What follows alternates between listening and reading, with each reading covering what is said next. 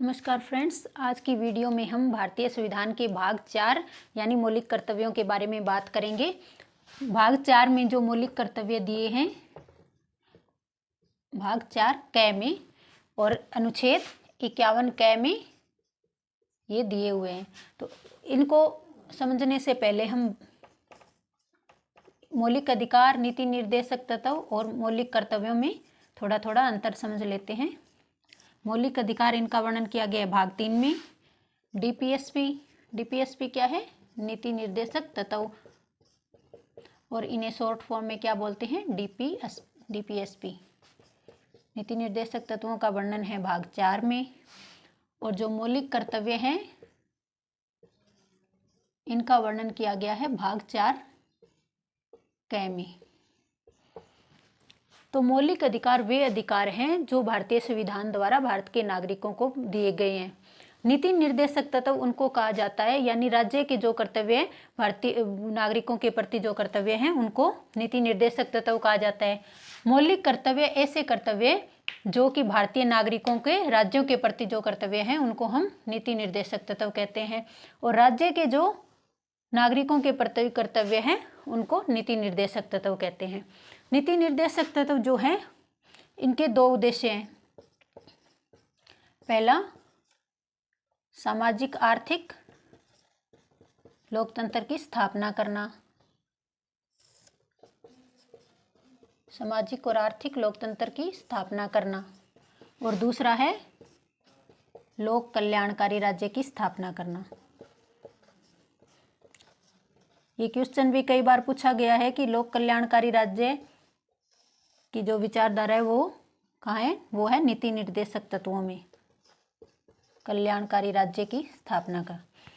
और मौलिक कर्तव्य जो कि भारतीय नागरिक यानी हमारे जो भारत के प्रति, अपने देश के प्रति जो कर्तव्य हैं उनको हम मौलिक कर्तव्य, और ये भाग 4 क में रखे गए हैं। अगर हम बात करें मूल संविधान की, तो मूल संविधान में जो मौलिक कर्तव्य वो नहीं थे। इन्हें बाद में 42वें संविधान संशोधन के द्वारा 1976 में जोड़ा गया था। इस 42वें संविधान संशोधन और 44वें संविधान संशोधन में काफ़ी कंफ्यूज होता है, 42वें में और 44वें में। तो चलिए आज हम इनमें पहले अंतर समझ लेते हैं। 42वें संविधान संशोधन को हम लघु संविधान भी कहते हैं। जो 42वां संविधान संशोधन हुआ था उसे लघु संविधान भी कहते हैं। इसमें बहुत ज़्यादा चेंजिंग हुए थे। सबसे पहले तो हम बात करते हैं भाग 4 क और 14 क इसमें जोड़े गए थे। 42वें संविधान संशोधन के द्वारा भाग 4 क और 14 क को जोड़ा गया था, और 52 अनुच्छेदों में परिवर्तन किया गया था। और उसके बाद प्रस्तावना में 3 शब्दों को जोड़ा गया था। 3 शब्द कौन कौन से हैं? वो है समाजवादी, लोकतांत्रिक,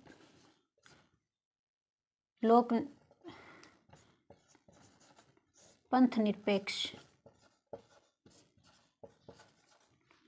और तीसरा है अखंडता।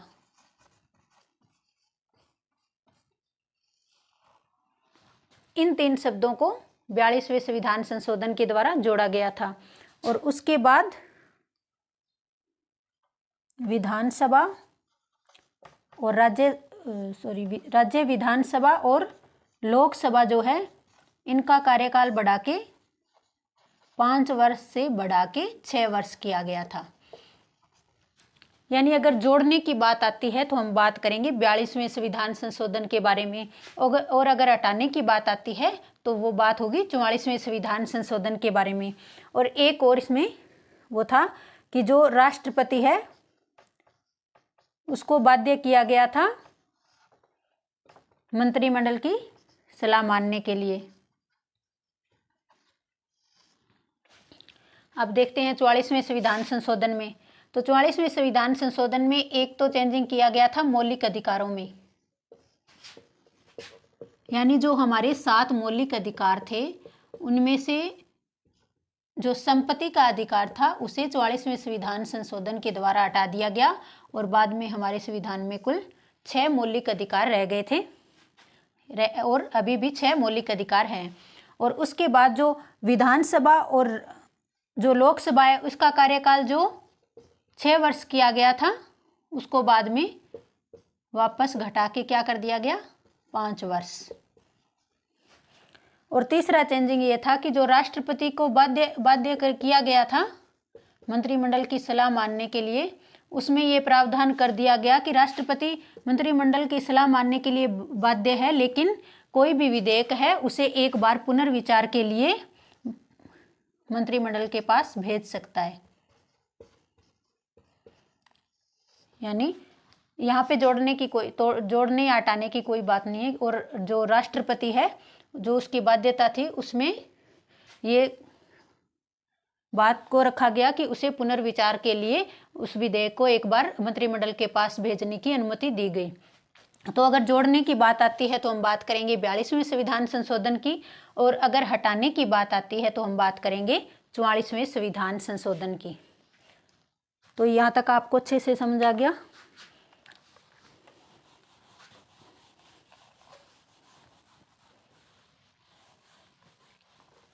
अब हम देख लेते हैं जो मौलिक कर्तव्य जो है 11 मौलिक कर्तव्यों को। 42वें संविधान संशोधन यानी 1976 के द्वारा इन्हें सवर्ण सिंह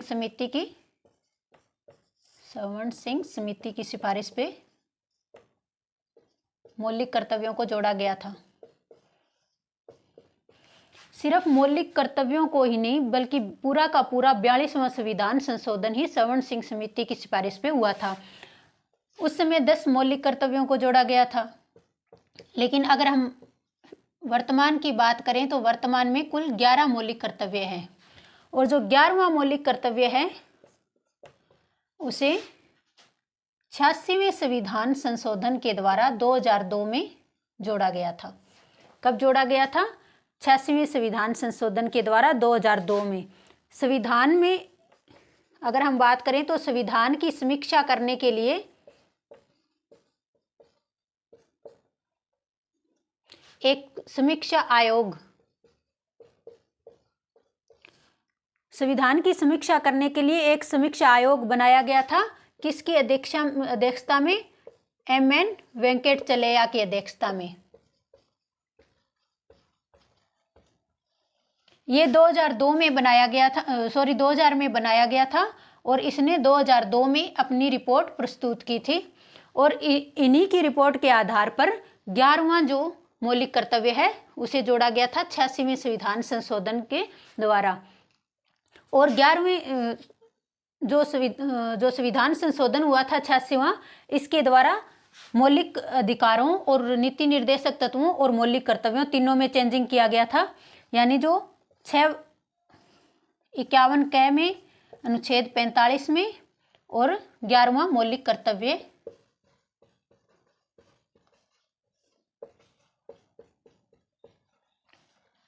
अनुच्छेद 21 में जो 6 से 14 वर्ष तक की आयु के बच्चे हैं उनके जो शिक्षा का जो अधिकार है उसको अनिवार्य कर दिया गया। यानी उसको एक मौलिक अधिकार बना दिया गया, उसको अनिवार्य कर दिया गया।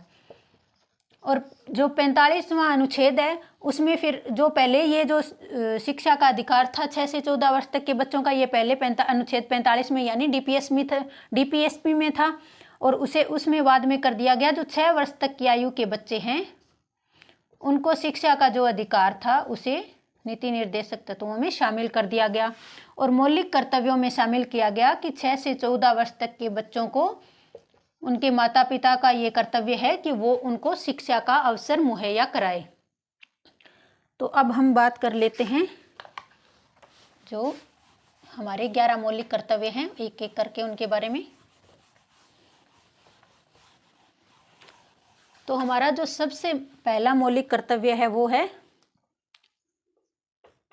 संविधान का पालन करें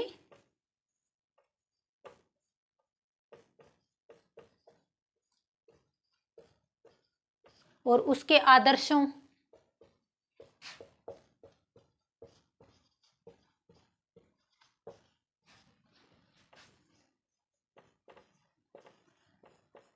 उसके आदर्शों, संस्थाओं,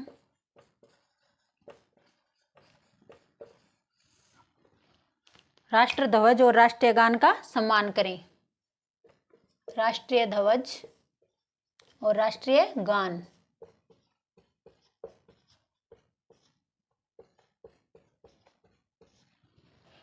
संविधान का पालन करें और राष्ट्रीय ध्वज और राष्ट्रीय गान का सम्मान करें, यानी और जो हमारे आदर्श हैं, जो हमारी संस्थाएं हैं, उनका भी सम्मान करें। यहाँ पे एक बात बहुत ही ध्यान रखने योग्य है कि जो हमारा राष्ट्रीय गीत है, राष्ट्रीय गीत, उसकी चर्चा मौलिक कर्तव्यों में नहीं की गई है। अगर प्रश्न पूछा जाता है कि राष्ट्रीय गीत का पालन करने की जो उदाहरण है उसका वर्णन भाग 4 क में किया गया है, तो ऐसा नहीं है, क्योंकि इसमें राष्ट्रीय गीत के बारे में वर्णन नहीं है। इसमें जो हमारे संविधान के आदर्श हैं, उनकी या भारत की जो संस्थाएं हैं, राष्ट्र ध्वज है, राष्ट्रीय गान है, इनके बारे में वर्णन मिलता है, राष्ट्रीय गीत के बारे में नहीं। जो हमारे संविधान निर्माता हैं, ये उनकी सोच के अनुसार उन्होंने या तो इसको धार्मिक पक्ष देखते हुए इसको संविधान में जगह नहीं दी होगी, ये उनका अपना विचार रहा होगा। तो चलिए हम देख लेते हैं दूसरा मौलिक कर्तव्य क्या है। स्वतंत्रता आंदोलन के जो आदर्श हैं, स्वतंत्रता आंदोलन के जो हमारे आदर्श हैं, उनको अपने हृदय में संजो के रखें। हृदय में संजोना, और इसका वर्णन हमारा दूसरे मौलिक कर्तव्य में किया गया है। यानी जो हमारी स्वतंत्रता आंदोलन, जो देश की आज़ादी के समय जो हमारे स्वतंत्रता आंदोलन चल रहे थे, वो जो उस समय के जो हमारे आदर्श थे, उन्हीं आदर्शों को अपने हृदय में संजो कर रखने की बात हमारे दूसरे मौलिक कर्तव्य में की गई है।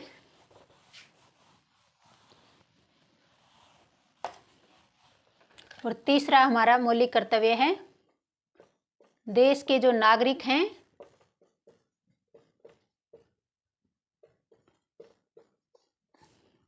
वो संप्रभुता, देश की जो संप्रभुता है, उसकी एकता है, उसकी अखंडता है,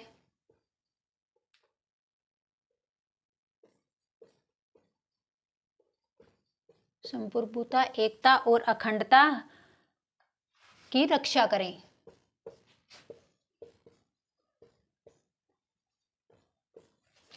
तीसरा मौलिक कर्तव्य कौन सा है कि हमारे देश के नागरिकों का कर्तव्य है कि वो देश की संप्रभुता, देश की एकता और देश की अखंडता की रक्षा करें।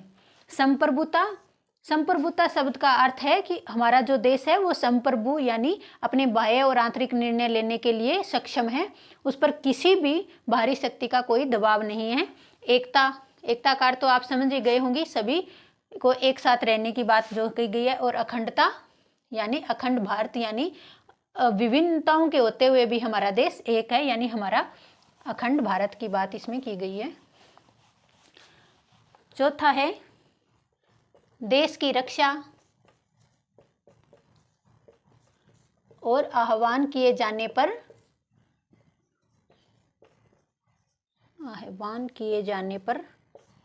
राष्ट्र की सेवा, यानी देश की रक्षा करने की बात और बुलाने पर या आह्वान किए जाने पर राष्ट्र की सेवा के लिए तत्पर रहने की बात, यानी हमारा जो चौथा मौलिक कर्तव्य है उसमें इस बात को रखा गया है।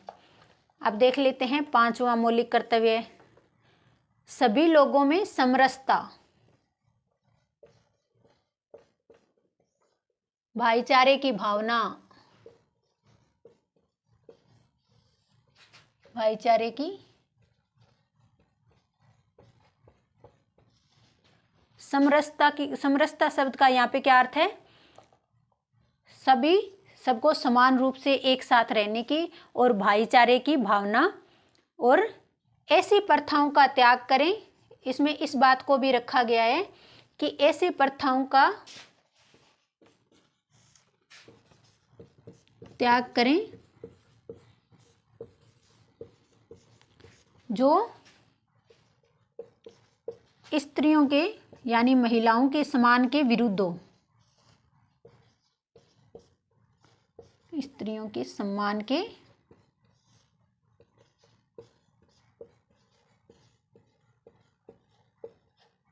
विरुद्ध।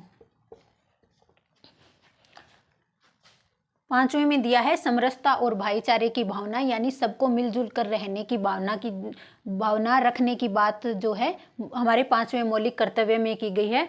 उसके साथ साथ इसमें कहा गया है कि ऐसी प्रथाओं का त्याग करें जैसे कि पर्दा प्रथा हो गया, जो कि महिलाओं के सम्मान के विरुद्ध है। ऐसी प्रथाओं का त्याग करने की बात जो भारतीय संविधान का जो हमारे मौलिक कर्तव्य दिए हैं उसमें पांचवें मौलिक कर्तव्य में।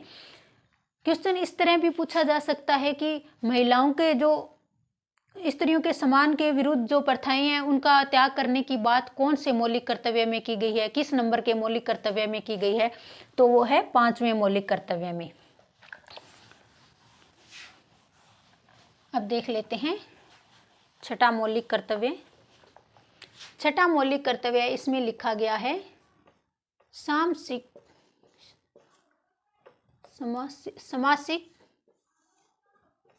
संस्कृति।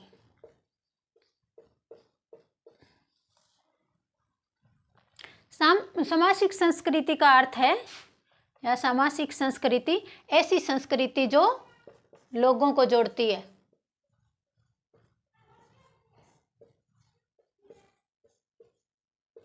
जो लोगों को जोड़ती है, यानी हमारे देश में वसुदेव कुटुंबकम की जो भावना है, यानी जो लोगों को जोड़े रखती है, ऐसी सामाजिक संस्कृति बनाए रखने का और इसकी गौरवशाली परंपरा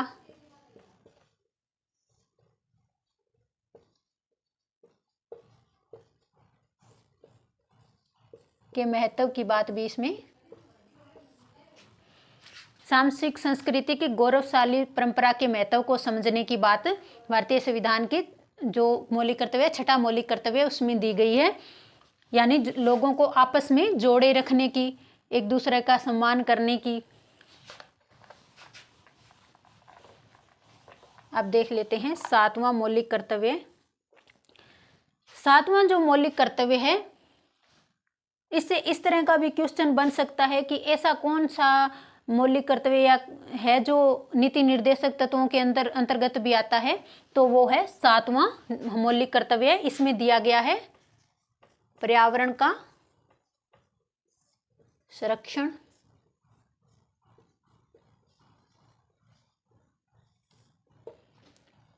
वन और वन में जो रहने वाले जीव हैं, वन्य जीवों, नदियों और झीलों आदि का, जो हमारी प्रकृति की जो भी चीजें हैं, यानी वन है, वन्य जीव है, नदियां हैं, झीलों हैं, इन सभी के संरक्षण की बात हमारे सातवें मौलिक कर्तव्य में की गई है और इनका वर्णन नीति निर्देशक तत्वों में भी किया गया है। तो अगर बात करें कि जो एक समान जो मौलिक कर्तव्य या नीति निर्देशक तत्व हैं, तो वो दिए गए हैं भारतीय संविधान के सातवें मौलिक कर्तव्य और 48 जो अनुच्छेद है नीति निर्देशक तत्वों के तहत, उसमें भी पर्यावरण संरक्षण की बात कही गई है। अब देख लेते हैं आठवां मौलिक कर्तव्य। आठवें मौलिक कर्तव्य में बताया गया है कि वैज्ञानिक दृष्टिकोण को अपनाएं।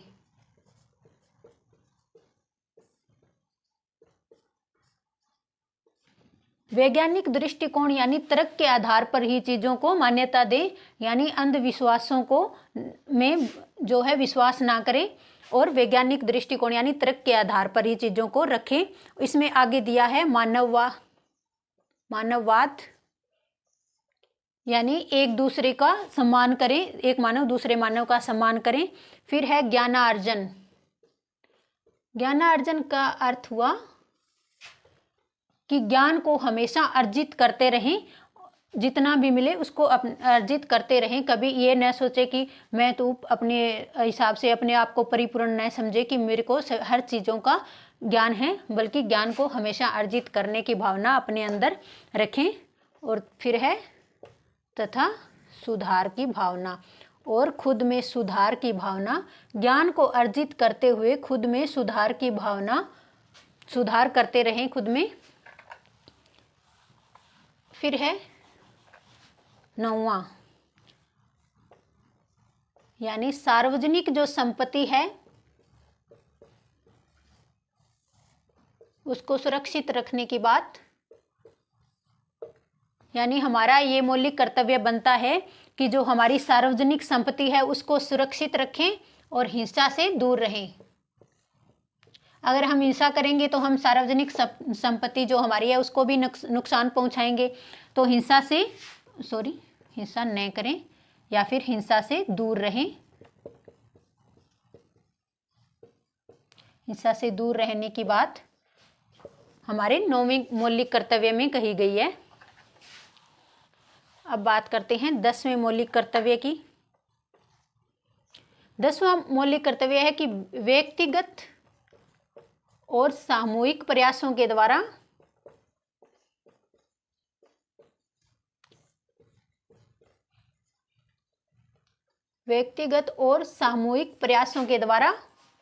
उत्कर्ष की ओर बढ़े, यानी ऊंचाइयों की ओर बढ़े। और अगर हम व्यक्तिगत और सामूहिक प्रयासों के द्वारा उत्कर्ष की ओर बढ़ेंगे और इसका सतत प्रयास भी करें। सतत शब्द का यहाँ पे अर्थ है यानी खुद भी ऐसे प्रयास करें और हमारी आगे आने वाली पीढ़ियों के लिए भी उनको भी इस बात का एहसास दिलाएं कि हमारा ये मौलिक कर्तव्य है कि हम व्यक्तिगत और सामूहिक प्रयासों के द्वारा उत्कर्ष की ओर बढ़ें और इससे देश को ऊंचाई की तरफ बढ़ने में जो है अपना योगदान दें। ये हमारे 10वां मौलिक कर्तव्य है। अब है 11वां और आखिरी मौलिक कर्तव्य, जिसे कि 2002 में 86वें संविधान संशोधन के द्वारा जोड़ा गया था। और वो है कि जो 6 से 14 वर्ष तक की आयु के बच्चे हैं,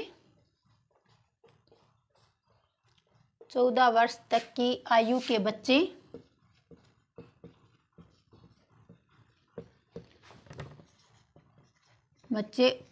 तो सभी माता पिता का ये कर्तव्य बनता है कि उनको शिक्षा का अवसर मुहैया कराएं।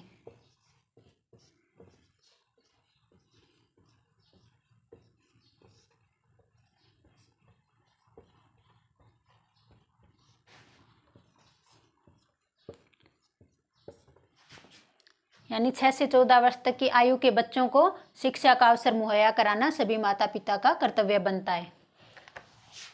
अब हम देखते हैं कि जब भाग 4 क को जोड़ा गया था, भाग 4 क मौलिक कर्तव्यों को जब जोड़ा गया था तो उस समय क्या था, उस समय देश में आपातकाल की स्थिति थी। और बात करें कि किस टाइम में मौलिक कर्तव्यों को जोड़ा गया था, तो वो जोड़ा गया था श्रीमती इंदिरा गांधी के टाइम में।